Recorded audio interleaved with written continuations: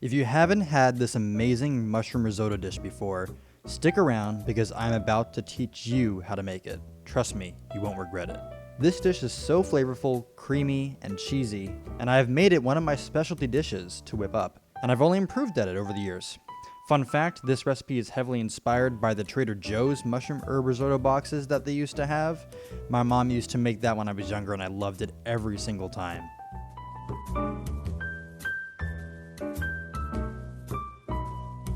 For the ingredients for this recipe, there are two things to keep in mind. One, this risotto recipe makes about 5 to 6 servings, so keep that in mind.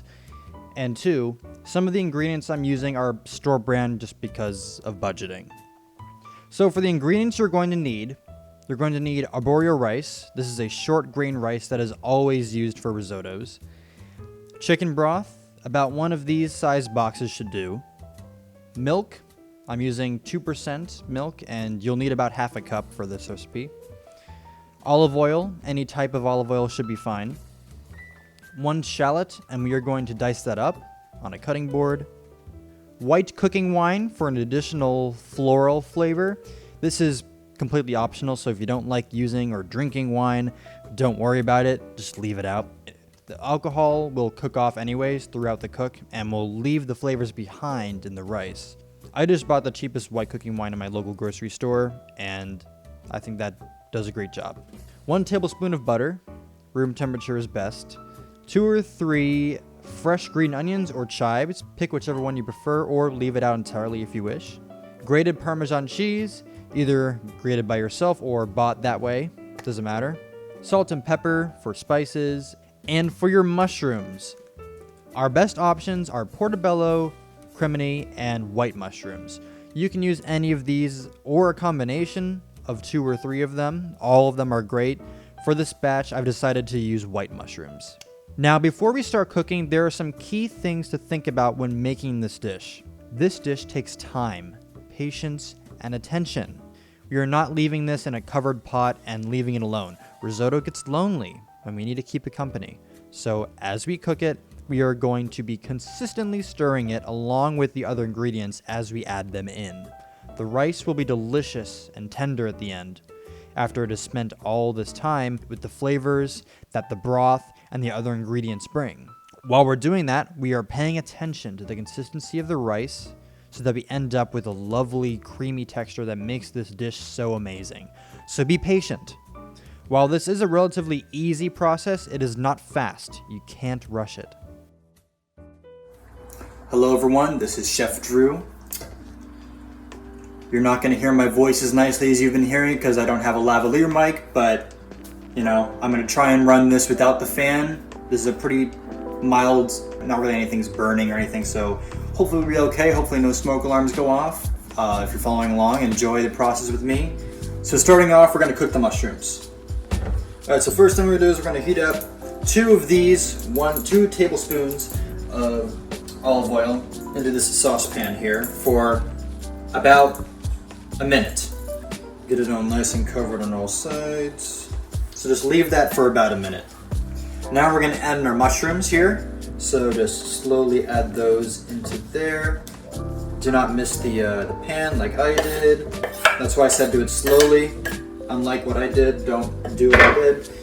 This will take a few minutes. Just mix these together, and cook them for until they're soft-ish. This will just take a few minutes. If you want to set a timer, you can. Up to you. I'm just watching the clock here on the stove. So you're starting to hear a little bit of a sizzle here, and they're starting to get a little bit of color. That's a good sign. That means you're pretty close. Again, you don't want to cook them too much because we're going to add them into the rice later toward the end, so they're going to heat up in the rice as well. So this is looking good, and it is smelling lovely as well. Alright, that's just about done. I'm going to turn off the heat for a second. I'm going to remove them and put them in a separate bowl and set this aside for now. And include any liquid from the mushrooms because it's tasty. So here they are. I'm just going to set these aside. Now for the rice. Using the same pot or pan, we're going to heat up an additional 1 tablespoon of olive oil here. Again, this is going to be about medium-high heat. I'd say maybe more toward the medium side now. We're going to heat that for about 60 seconds. We're gonna put in our diced shallot here. And we're gonna cook this for another 60 seconds. I'm using a spoon now, by the way. I prefer wooden spoons when I'm making this dish. It just makes me feel good, I don't know. Something about it. You could also use garlic here instead if you don't like shallots. I just prefer the aroma and the flavor that shallot brings here in this dish, so I'm using shallot for this. All right, after a minute of that, we're gonna add our arborio rice.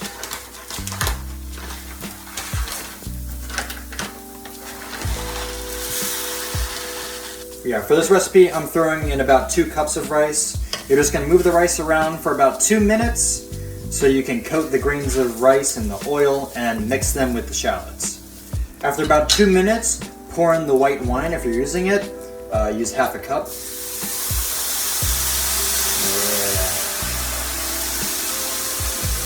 Yeah. And stir that until it is mostly absorbed. Then add in a cup of the chicken broth and stir that until that is absorbed. If you're starting to see a pattern here, you've got it. A lot of slow stirring involved in this cooking process. Next, we're going to add in our half a cup of milk. This will help make the rice extra creamy and lovely. Lovely. Okay, we are good with the ingredients for a bit. Now all we're going to do is gradually stir this rice with the liquids to bring all of these flavors together and into the rice. Once the liquids are absorbed, we will add another half a cup of broth, and we will keep doing this until the rice reaches our desired texture. We want the rice to be tender, but slightly firm. So just keep adding the broth, half a cup at a time. Then when the liquid is absorbed, just repeat. I also added in a little bit of extra rice just because I felt you're gonna have leftovers, so I may be making a little bit more than 2 cups with this, but just make 2 cups for the amount of servings that I said, or you can, divvy it up accordingly, how many people you're feeding or however much you want. This is the most chill part of the cook, so relax, put some chill music on, whatever you like. Now we can definitely smell all these wonderful aromas from what we've done thus far. This should generally take about 15 to 20 minutes, but times can vary depending on your stove's burners, of course. This one is electric, so it doesn't even have real burners.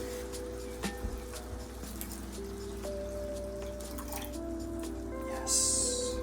Just doing a little bit of cleaning here. I'm a firm believer in the clean as you cook mentality. Just have patience and enjoy it, Zone out. I zone out sometimes when I'm doing this. It's mesmerizing.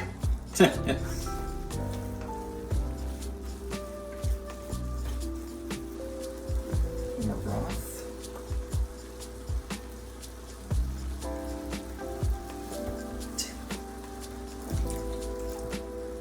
You can take a break if you need to, but only do it for like a minute at a time. Like seriously, this needs your attention. This rice gets lonely.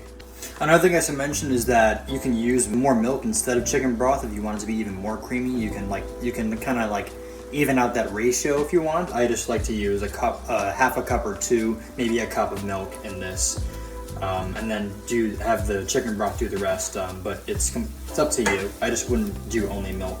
Speaking of which, it's time for more broth. Just want to make sure there's always some liquid in there for it to absorb into. As you can see, we're starting to get more toward the consistency we want. The rice is getting thicker, and it's starting to absorb the liquids a little bit quicker each time. And it's looking a lot fluffier as well, which just looks so good. We're using our senses, right? We're smelling the flavors. We're also feeling with the spoon. We're feeling the consistency, how much give the rice is having. Now it's starting to be a little bit heavier to stir. You can definitely tell, there's definitely another great telling factor of that you're getting towards that consistency you want. All right, no matter what, after about 15 minutes, and I had a timer set for that, we are going to sprinkle in some Parmesan cheese and mix that in.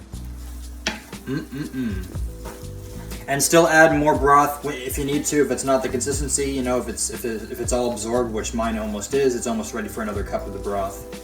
We'll do that. But yeah, we're just gonna do this for after you put the cheese in, just let this cook for a few more minutes. It should be almost there. After a few minutes, we are going to add our one tablespoon of butter. Make sure it's about room temperature so that it melts in quickly. After the butter, we're going to go in with another round of Parmesan cheese. How much cheese you use is up to you and how much you like cheese. There we go.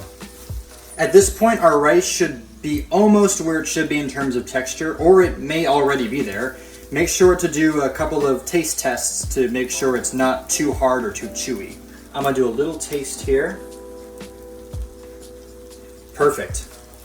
If the rice is to your liking, we're going to put in the rest of the ingredients for a final mixing. So, add in your mushrooms and your green onions. Or chives if you chose chives. Jesus. In addition, season the rice with some salt and pepper. Kind of like the cheese, like I'm just eyeballing it.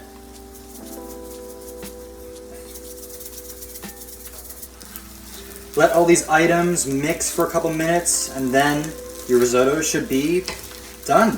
It's a bit of an extravagant dish, but it's so comforting to eat, for me at least. All right, heat is off. The last thing to do is to wait for this to cool for a couple minutes and then plate it up. Maybe add a little bit of extra cheese on top and enjoy. This mushroom risotto is among my favorite dishes to make, and it has been for a long time now. It works great as a main course or as a side dish. It's so creamy and it's so delicious. If you followed along and made this dish, please let me know how it turned out and what you think of it in the comments below. Thank you all for watching and take care. Bye-bye.